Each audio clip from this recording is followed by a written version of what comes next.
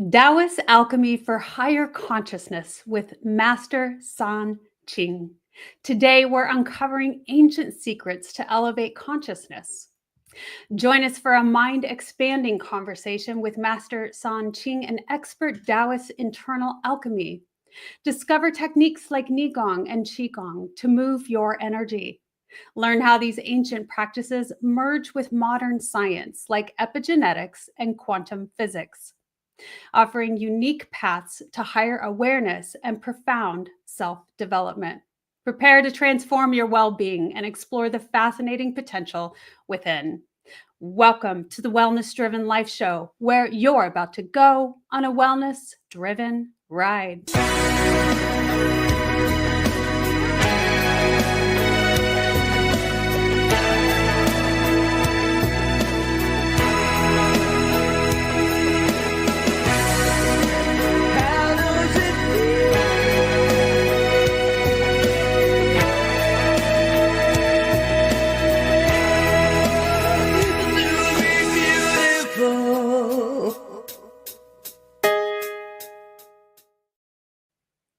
Welcome. Let me share a little bit about the incredible guest that we have with us today.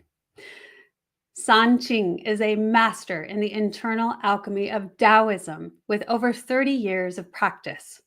Through his teachings, podcast, and YouTube channel, he empowers individuals to realize their inner power of mindset and sensory perception to achieve higher levels of consciousness. He bridges ancient Taoist techniques like Neigong and Qigong with contemporary epigenetics and quantum physics, understandings for profound self-development. I am so pleased to help welcome to our stage today, San Qing. Welcome. Oh, thank you for having me, my friend. It's an absolute pleasure to have you with us here on the Wellness Driven Life Show. Thank you for joining us, for honoring us with your presence. You have so many fun things to enlighten us with today. So let's get started by having you share a little bit more about yourself so we can get to know you more. Well, that's a very long story, but I'll abbreviate it. Yes, all this sort of started with the origins of my obsession when I was a young boy, being a latchkey kid, left to my own devices. I realized I could see through my hand, through the walls, through humans' bodies, and it made me more mesmerized with my obsession with superheroes. So that led me into just being fascinated and enthralled with the Hollywood version of what a superhuman is, which would be the Hulk or Superman or something like that, which led me into my childhood obsession with bodybuilding and powerlifting. And that nurtured into more a self-defense mechanism, being hazed as a young man, having a single parent. In those type of days, it wasn't something that was more common to be that bastard child that no one wanted. Was always the interesting effects of childhood bullying. And so that just made me fascinated with wanting to defend myself. I felt into my body. I created a persona to alleviate the stress of the nature of childhood, which is just the callous disconnection of reality. And, Lord of the Flies is quite common these days, you know what I mean? So that led me into, understanding that there's something greater out there. So by the time I was in my late teens, I got a voice in my head saying, you need to go and meditate. And I was really starting to throw up some serious weight as a powerlifter, a bodybuilder. Spent 7 or 8 years fixated on it from the age of 10, started fasting, integrating nutrition, understanding application of exercise. So I'd embodied myself into the lower origins of energetic potential, which most people are not too familiar with. When they start to activate their energy body, they lose sight of what the true nature of it is, which is to embody the material state and then nurture and open up the stress and adaptation of your Shen, we call it Shen, the spirit, and give yourself complete imperium, dominion, maestro over the potential of the energy that is this material state. That's the currency we work in. So by the time I was in my late teens, this voice in my head, go meditate. I had an event where I finally found somewhere to meditate. There was a bunch of Hare Krishnas and, hippies. This was the version of what meditation was, sort of integrating from the 60s and 70s, where, East meets West, the Beatles giving you some insight to psychonautic opportunities through their music, hypnotic in its nature, speaking about consciousness, all that kind of good stuff. I really had no bar that was met with an idea of what that was. So when I found a meditation class through the classifieds, my kids are like, I've got 6 kids, and they're like, oh, well, what is that? Dad, is that? Well, it's in a newspaper. What's a newspaper? I'm like, oh, wow. It's been a while. So you start to explain these type of things, and you realize this moment where I met with this understanding that let's do a meditation. Went to the class, had no expectation, realized that my last 7 or 8 years of crushing things was the only validation of what experience was. Power, in internal power that was expressed through the body. So I went to this meditation class. I sat down like a overgrown gorilla trying to scratch my behind. It was very uncomfortable. I looked around the room, half a dozen misfits like myself begging for some type of enlightenment, what this meditation thing is. And I had no expectation. So I was listening to things in the background outside of the building that I was in, because it was out of a rec center. This little guru, 4-foot Asian woman that claimed she was a grandmaster, she's giving away these meditation classes. I'm like, well, I need to start somewhere. So turning up to this thing, I'm hunched over, got a lot of back pain. There's no way that I could possibly meet this experience, because my mind was being distracted by the noises outside, people screaming, ambulances, dogs barking. I was more in fear of my life, even though I looked like an eclipse for most people. I was more concerned with the environment that I was in and how I was going to get out of here. So I was just distracted. So all the fundamental understanding of what meditation is, to still the mind, to recenter the self, to realize that that is the true nature of meditation, was awareness. I was just hyper sort of myopic about everything else external. So I honestly believed that I wasn't going to meet any sort of challenge when it comes to meditation. The key point of this was the woman stood in the center of the room. I'm hunched over, my back's hurting, I'm hearing all this stuff. And then she goes, and mind you, I'm sitting down and she comes up to my nose. She's just tiny. And she goes, now, I want you to listen to my voice. And I'm thinking, yeah, lady, right. In my mind, I'm like, I'm not getting this. I don't care how much people tell me my mind's going to be still. It ain't still. And then everything will fall away. And April, I tell you, the second she said that, I experienced the stop of sound for over 20 minutes. And I sat there and my eyes got like saucers. And I'm awake. I'm aware. Everyone's sitting in the lotus position, holding these hand seals, attempting to channel energy. And I'm like, what the? I've just discovered the superpower that I've been nurturing since my childhood. This is it. This is the answer. Whatever this is, I have to have more of it. And so it took about 20 minutes, and slowly the sound started to fade back into the room, but I was hooked. And from that day, I went straight into channeling my teacher, Latsu, the next day, instantly channeling him. That teacher was 60 years a veteran, thought I was an overgrown baboon, couldn't believe it, had a stroke when I instantly accessed this information. It was so potent and visceral. It took over the room. It engulfed the whole room. All the students were standing around me with like sticks and marshmallows, cooking them because they were having an event. They were feeling the visceral, kinesthetic, somatic response to this. So then the following day gets even better. We just got started. The following day, I was taught clairvoyance through this teacher who was like, there's no way you're going to pick this up. You might have got the channeling thing, but you're not going to do this clairvoyance stuff. This is tougher. I mean, at this point, I'm seeing an image of this old man, which is Latsu, as clear as I see you when I'm hearing his voice. At that point, I believed I was having a psychotic break.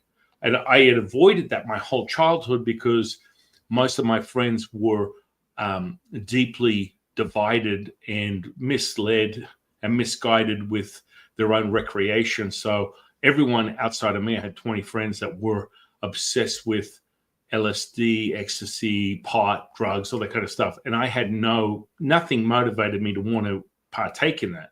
So I had these childhood friends that we would hang out in this sort of union on the weekend.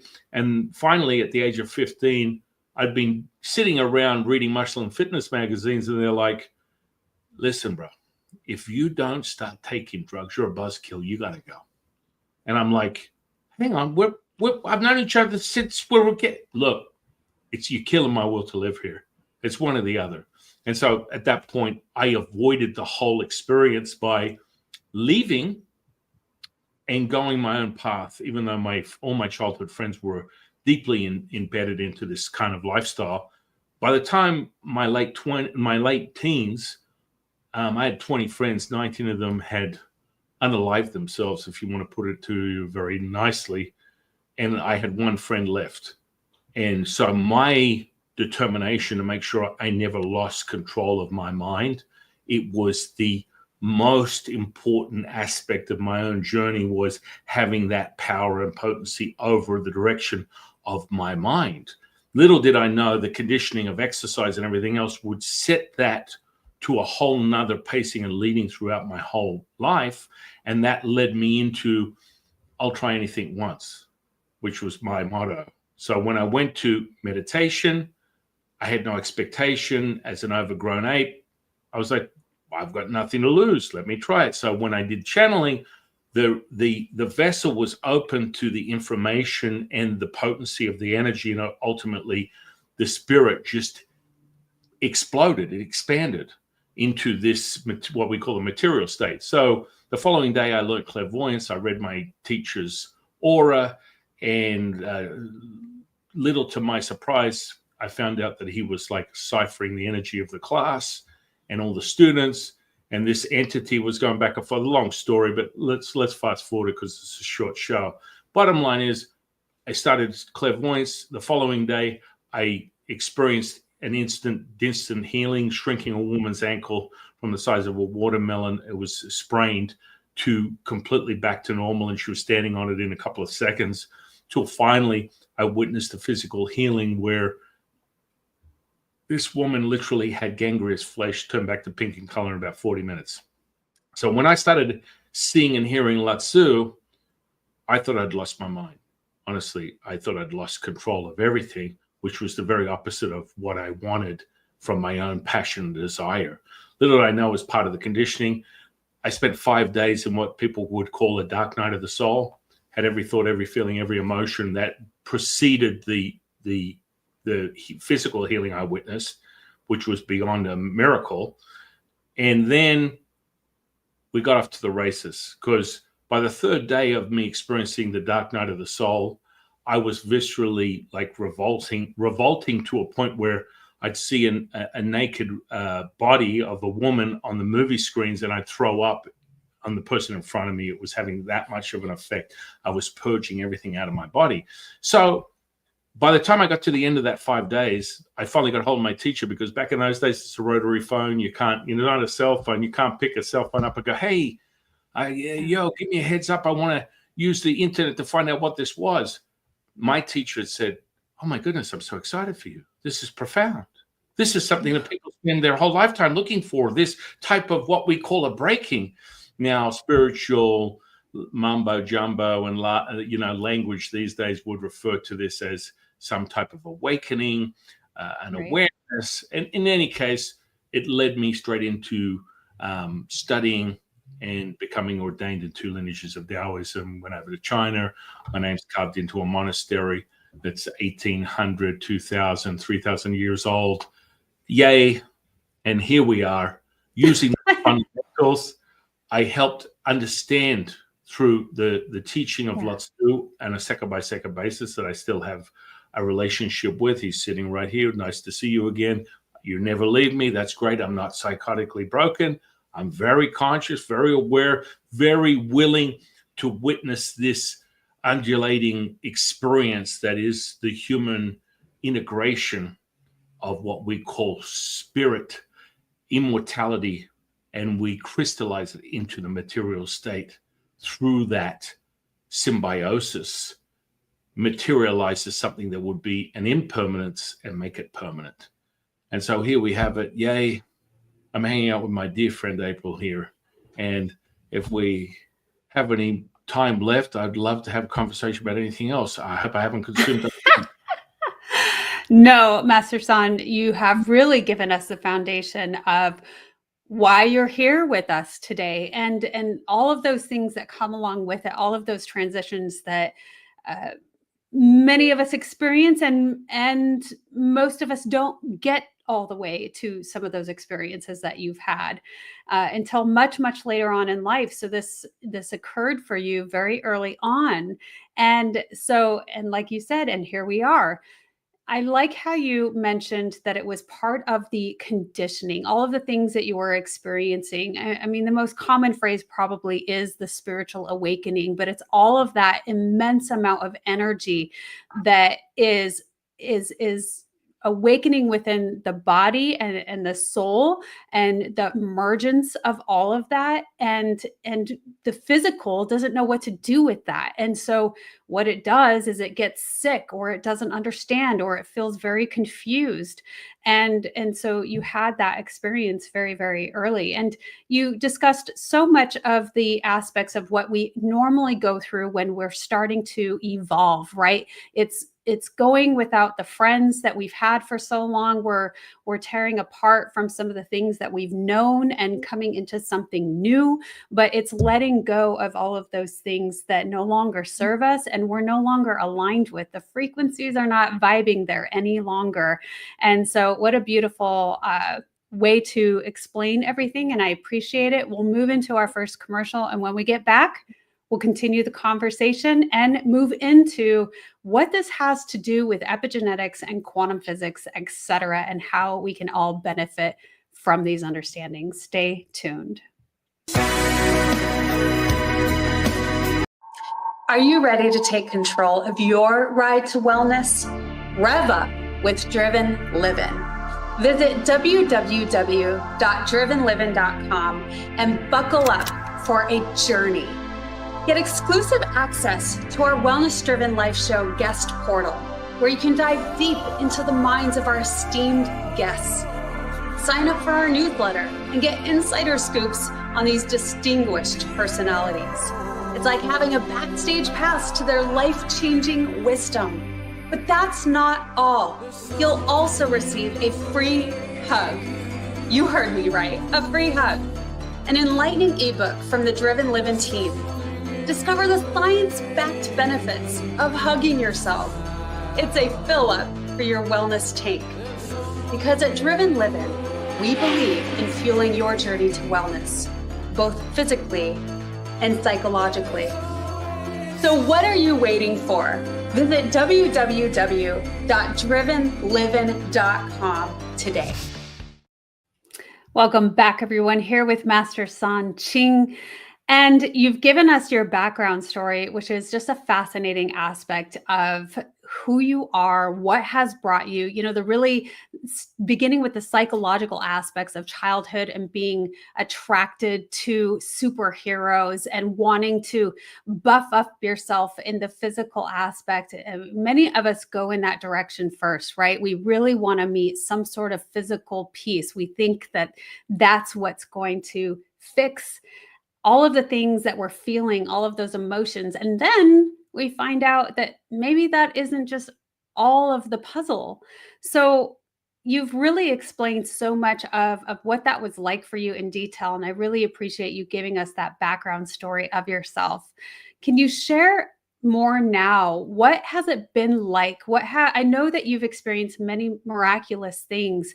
What has been some of the things that were the most profound for you? And when did the current modern sciences come into play? And how do you utilize that for your explanations? Yeah, I mean, every day I witness physical, mental, emotional, spiritual healing. That just is part of my commitment to my path. So it's sort of price of admission, I get the joy and the excitement and the desirous to continually replay these events through my experience in teaching to others, and ones that may be led to the path of the Taoist rites through tutelage, training, or furthermore, someone that is in dire need of some type of relief from their mundane reality, i.e., it's not very uncommon for someone to come to me that has had a loved one in a coma or on their deathbed, and someone in a white Sorry about that. so life is over, and they're going to die in 24 hours, and I end up being like Harvey Keitel from like Pulp Fiction. I'm the cleaner. So people come to me and go, "Hey, you got to clean this mess up," and it's more so dramatic that it seems impossible to witness a miracle. And I can't tell you the hundreds of events that have happened where that interception of that pattern, which would be what we call energetic potential, can return to what we refer to as the pulse, which is the animation to all things that we consider the Wu Ji, the primordial mother. So when you tap into that, I'll have a conversation with their loved ones, and then I'll get back to them and say, no, they're not ready to go. We'll see an event, a change that is dramatic. And the next day they wake up out of the coma, their vitals are regulated, and people are like, wow, the doctor's like, what's going on here? This is not very uncommon. And, furthermore, that I speak to dear friends of mine and peers, such as someone, for example, by the name of Tom Campbell. He refers to it as the large consciousness system. It's his theory of reality that he's sort of mimicked through the understanding of having a background as a NASA physicist, more into using the quantum model of understanding that everything is a virtual reality. Now, I wouldn't go as deep as that, because I am teaching people ancient wisdom that was around thousands of years before someone realized there was a language called science that can interpret someone else's belief system into a knowing through this sort of pattern recognition. So, it constantly. So more recently, an event that would come to mind that's something supernatural was the death of my youngest son, who was 1 year old. Now, he died in my wife's arms. My 5 children gathered around. We created the interconnection between him. I never want any parent to witness the loss of their child.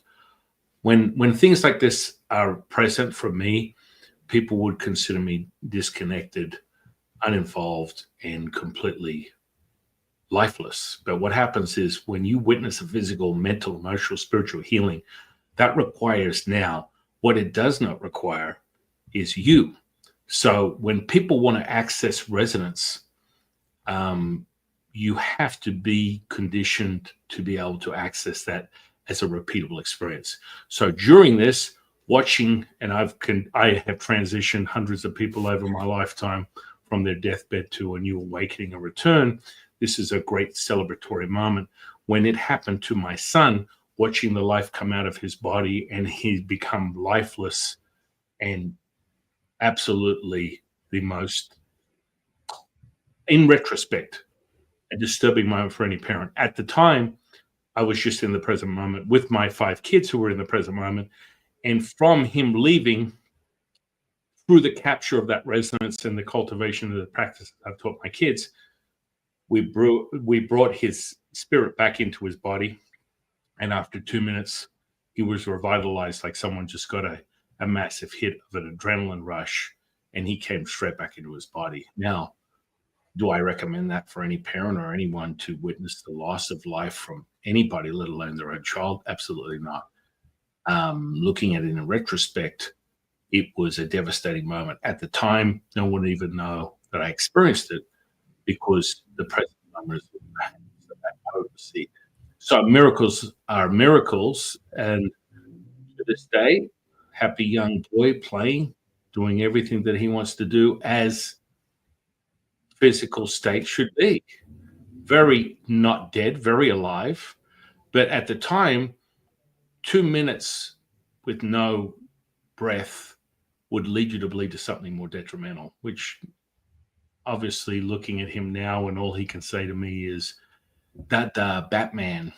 I mean, there's a potency that comes with that connection, and you have to verify it through your own experience. So let's just say if we rewound it down to an epigenetic model, the godfather of epigenetics, someone by the name of Bruce Lipton, I refer to him as the Keebler gnome, he would bring up this understanding where the frequency, the resonance, activates the self-receptors on the dermal layer of the skin, and you bring down a messaging now as a potency within resonance and cultivation within Taoism that seeps into and activates what we call the pituitary, the pineal, and the thalamus.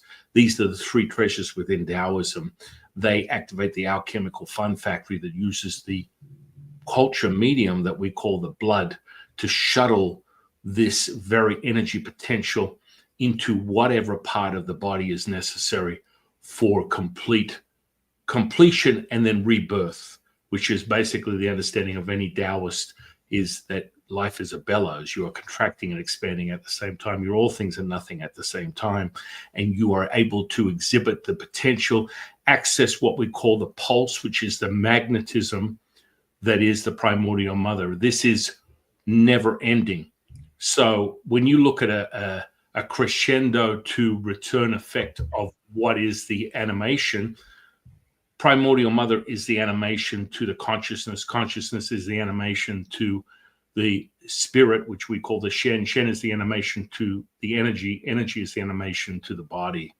So there is a 4-level ascension between Shen and consciousness for a Taoist alchemist. But generally speaking, there are basic 5 stages of awareness that can be met with the appropriate cultivational practices. But epigenetics is a great messaging and an understanding from a macro to a micro. A speculative would be subatomic levels or particles, which generally speaking within Taoism, we start with dioelectric, and then we refer to that magnetism from the void. This is the pulse, returning it back to energy potential, which is the currency of this material state. This is where we bring immortality, crystallize it into the material.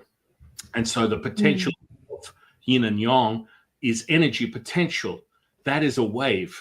That is a diminished return. That charge you're getting right now is the aha moment. That is the realized state. That is the true nature of all this. This is perishable. It's impermanent. And what happens is, unless you animate it and are consistent with that resonance, you will see a diminished return, which we call mortality. And that is within everything. This symbiosis is that realization that these two energies are feeding from the potential of that pulse. If met, we see miracles. We see this present moment. We see the now that does not require your participation. And that's the part where people get caught in the fringes of their myopic humanist that make it a very long or very narrow path for their self-realization, that cannot be met unless you have a method to your madness. Go ahead. I like how you said that, the method to your madness, the intention behind it all. What are you doing to, right? Well, the currency, the most valuable currency in this material state is your attention. And your attention met with intention forms possibility. And so from the seeker to the knower creates basically what we call the spark of divinity, your relationship with the divine. The stars are showing themselves in this material state, and then that divinity evokes inquiry. Inquiry nurtures contemplation. Contemplation then merges with curiosity. Curiosity supercharges what we call hopium. Hopium is such a potent state for any human to understand their sentience And then from that hopium, you form belief. And that's where the crossroads meet. That's where you are in this potential or diminished returns, impermanence to permanence, from what we call, this dance of sacrifice that has been evoked by the selflessness that returns to the selfishness. So you go in return from selfishness to selflessness. The center point is sacrifice, which absolutely drives people insane because they start puckering up and they contract because they do not want to let go of anything. They believe that that is imminent demise and that impermanence will show itself, when in actuality, what you are reaching for will never be realized, because your control will reveal the true potency of who you are. Because within Taoism, the center point of all things is Wu Ji, which is what we call primordial mother. That is the pulse. Everything else is a wave, and that wave is like a fireworks. It goes off and it will diminish in the air. It will eventually have an end point that returns to the mother. Returns to this material state, which is diminished. Whereas the mother will never be diminished if you access it, but that's the cultivational practice of resonance. Does that make sense? It makes sense-ish to, in order to be able to explain. It's difficult to explain, of course. And, I would say it's when we want so much control that we don't get to the point of surrender. That's the most difficult thing for people to do. We want to hold on to that control piece, and we don't know how to just let go otherwise. And that's where the creation really happens, is once we let go and we surrender to. So first that intention piece, and then the letting go and allowing, right? Well, letting go in of itself, probably my youngest daughter would appreciate that. Let it go, let it go. That in of itself is a misdirection. The movie buff. Yeah, it's a misdirection. So in actuality, the control will equal complete liberation. So the problem is you've never had evidence of it. Your control gives you evidence that is the crossroads. So the evidence is, my life is miserable. Everything sucks. Nothing ever works out. It's always a diminished return. It's a negative-based, half glass, half empty misery of belief. A belief that can change. Well, the belief is fueled by the experience. So again, we return to what you know what you know, you don't know what you don't know. And that is determinative by the experience. To become a knowing, whether good or bad, is determinative by the experiencer. It refers to, in every breath, we have completion and creation. That is a Taoist model. That means you are always turning anywhere and can access that pulse of animation that is immortality, that is abundant, timeless, endless, limitless, infinite. But that is between the breath in and the breath out. That is between those energy potentials of yin and yang. You find that unified state. Yet it's all conjecture, contemplation, words, limited beliefs. Until otherwise noted, you must experience something to validate that as an absolute truth. And that's where the mastery of alchemy comes in, because once you do it once, you do it twice, 3 times a lady. Right. You will find that you have the evidence. So it's all, people talk about physics, and I love having conversations with a lot of my physics friends, scientists, parapsychologists, measuring things that, for example, you and I have had many moments of unification. Our communion right now will show evidence of a visceral kinesthetic somatic response, more commonly known within a parapsychologist realm as psychokinesis. But the truth is, the proof is in the pudding. I'm a Pepsi challenge guy from the 80s. I'll take a taste test with anybody. You have to show me. So it's all just pie in the sky nonsense from people that learn things but are not able to experience them and then further share that experience as a knowing. And that's where a lot of this stuff gets diluted, in my opinion. I love when you continue to document the examples of that evidence. I think that's very, very helpful. And I would love to know, Master San, what are some of the things that you did to really cultivate that new belief system of you're in charge of the creation of your experience? Right. Well, that's what the alchemy is about. So once I experienced that first 5-day stage of complete insanity that turned into sanity, it was referred to as an experience, a point of no return. And so I used the methodology and the cultivational practices that are thousands of years old within Taoism, to reinvent and reestablish something that's repeatable. Because all of this is good and well, and you can hear 1,000 NDEs, OBEs, I'm an astro projector, blah, blah, blah, blah. It's just words that are met with people that might have a very exciting imagination that has never met the substance. So the portal for self-realization starts with developing these 9 points of what we call 9 chambers that activate the imagination. So everything that you see in the external state can be met with an internal state through that processes, so that everything is as vivid as you can see it right here with a cell phone, with yourself, with myself. You can see it in your mind. You can taste it. You can feel it. You can experience it, just like I am now.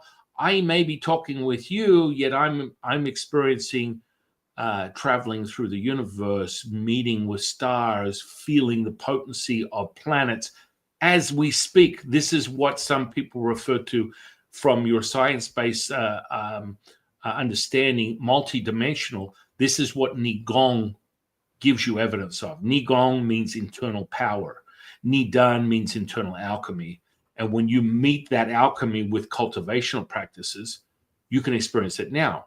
So I'm having all these visceral experiences. If I start to mimic the actual barometer effect of what I'm experiencing, I'm moving like this, and I'm moving like this. This is just me tapping into it, and I'm sort of moving like this. This is going through my whole physical body down to a subatomic level. And it depends on where I'm focusing my attention that it becomes really, really violent and vibratory, and it will turn into a high spike of frequency. And so all I'm doing now is just stepping out of that, because guess what? Your participation is not necessary. The body is an external state of awareness. It is not the internal state. The body is evidence for you to materialize and immortalize your spirit in this material state. Yet it is an indicator, a barometer to show you the true potency of who you are from that. And so when I showed you how I was moving, that's how the energy is moving through me right now. And so when I move into the sun, it becomes this, and that's what I'm experiencing right now viscerally through my body. And me experiencing that and speaking that into words, into this biofield, you are experiencing a shiver, a chill, a shape, an oscillation that's going through your physical flesh. This is the potency of the now moment, but it does not require you. That is the very paradox that people are still a little too concerned by. It's not about submitting to the death of yourself, being the identity, which you can have excitement about. I love eating chocolate bonbons, driving my side-by-side of the desert 100 miles an hour, and I still unfortunately subscribe to Netflix, and I have opinions. They will never be erased, but that doesn't require for the now moment to witness the resonance that I have cultivated through my self-realization, my mastery, through these methods, precedes me. Like the old expression, your reputation precedes you, your resonance precedes you. The more you cultivate it, you will see evidence in this where people clamor thousands of people make a pilgrimage to some guru in India, and they sit around, this guy's doing nothing but picking his nose and scratching his head, and they're like, oh my goodness, I'm having the most profound spiritual experience I've ever had in my life, because it is vibratory, frequential resonance that can be met. And what it does is it makes you return. It makes you remember. You go, oh, I can do that. And furthermore, from a neuroscience-based evidence, we would refer to that as mirror neurons. Oh my goodness. You just, once it is experienced, it's now validated by your mind, your consciousness, as being viable, as being met, as being achieved. So a mirror neuron response, that mimicking effect is the 4-minute mile, where someone hit a 4-minute mile, and never before in history had anyone been able to achieve that. And within days, within weeks, within months, thousands of people were achieving the same thing. This is what we talk about when we meet that. But I'm also not dismissing the potency of ritual, because people will meet it with the science. And I believe there's a cult-like environment within science that can be detrimental to the seeker, because it is an indoctrination, and they start separating things with conscious agency. The agency, listen, when you word something, you take into motion, you create spells that will effectively change the rippling outer fringe of your reality to return to the internal reality, which is the true nature of who you are. And that can be met with manipulation, distortion, because this is the very superpower of a human being. So do your research, everyone. What's that? Do your research, everyone. Right.